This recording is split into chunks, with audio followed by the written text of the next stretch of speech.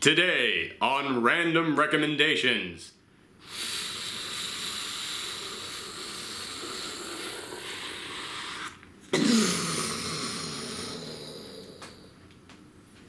Someone gift that. Hello everyone, I'm Aaron, Professor Thorgy, your guide to all things geeky, and as you can tell from that opening, a massive nerd. Seriously, moments like that make me really glad I'm no longer in high school because I never would have lived that down. But yes, this is the Random Recommendation Show, the show in which I give you a recommendation for anything from the world of geekery, whether it be from video games, movies, comic books, anything like that. And this is also crossover week on my channel, so everything this week is themed around crossovers. And there's a comic book series that just wrapped up that was about bringing together some of the biggest video game characters of all time, or at least the ones they could afford, into one crossover event.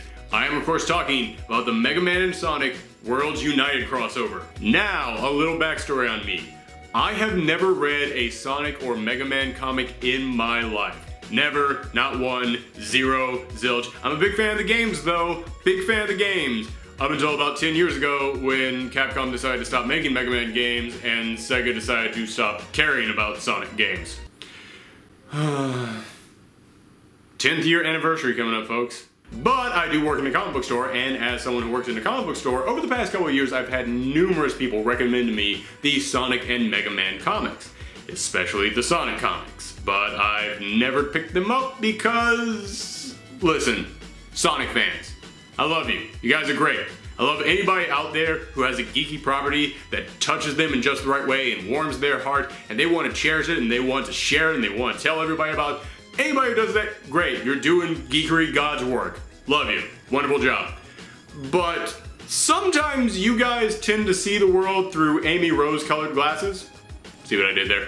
Like I said, Sonic 06.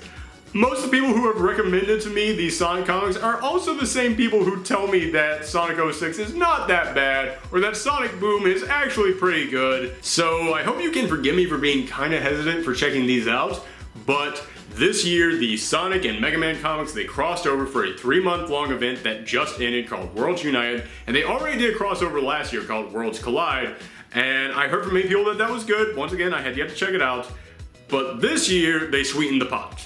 This year they went, this isn't just a crossover between Sonic and Mega Man, this is a crossover between every Capcom property and every Sega property that we can afford. And listen, I like Sonic and Mega Man. I love Street Fighter. And I am obsessed with Skies of Arcadia. And when I saw the promotional art for this, they slapped right on the front, Vice from Skies of Arcadia. And I will buy anything with Skies of Arcadia on. Seriously, Sega, if you started a Skies of Arcadia 2 Kickstarter, you don't want to know how much money I would donate to that. I would donate money I don't even have. I would find a way to get it just to give it to you guys for this game. But if this is the only way that I can get more Skies of Arcadia, then so be it. So I decided to check it out, and much to my surprise, it was a lot of fun. I am shocked at how much fun I had reading this. This was a great time all throughout all 12 issues of it. It combined Sonic and Mega Man, obviously, but then also Sonic Boom, Street Fighter, Skies of Arcadia, Billy Hatcher, Okami, Ghosts and Goblins, Knight, Beautiful Joe, who actually breaks the third wall to mention it's been forever since he had a sequel, which, damn man, you have some true diehard fans writing this if they do that. And that's the best part of it all, is that there's so many different worlds and so many different characters that they bring in, but you never really feel that anybody comes in just for a cameo, just to be some guy in the background who's like, oh hi, yeah, I'm this guy right here in the back. No, everybody gets a line, everybody gets a moment to shine, everybody gets to have their little backstory come into it when they go to their world, and they have a lot of little, great little geeky moments that you would love to see. Like, if you're a Sega fan, they have Sonic meet Alex Kidd, who was Sega's first mascot, and they actually shake hands, and it's like, oh, that's a great moment. But it goes on from there. There is one issue that is nothing but battling. Almost no dialogue in that issue. It is just battling with all these characters. And you see so many crazy combinations, like you see Knuckles and Ken do a Shoryuken together, you see Ryu from Breath of Fire 3 and Ryu from Street Fighter fighting together. There's so many crazy things that they put in here, and I was like, if you are a fan of any of these properties, it is going to hit your geeky button. And I'm not gonna lie, one of the other reasons why I never read any of the Sonic comics is because I always saw them as being kind of for kids, and nothing wrong with being an adult who reads books that are made for kids. There's some great books made for kids out there, and if you enjoy reading books for kids and you're an adult, who cares? Go for it. It's for you. I just personally always was like, yeah, I need more. I need something that's a little bit more adult. I don't really, it just doesn't really do it for me. But as I read this, I was like, oh, I get it. I understand the appeal of these books now.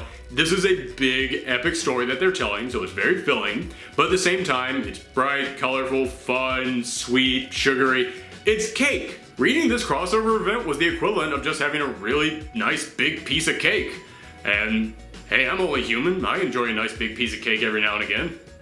That sounds like it'd be dirty if you took it out of context. Alright, thank you guys for watching this episode. Next week we're getting back to our regular schedule, but as I said, right now it is crossover week. So, if you want to see some of the other stuff that I've done for crossover week, here's the last random recommendation I did for it, and here is my top 10 favorite video game crossovers. Right there, go ahead, click on any of them that you want.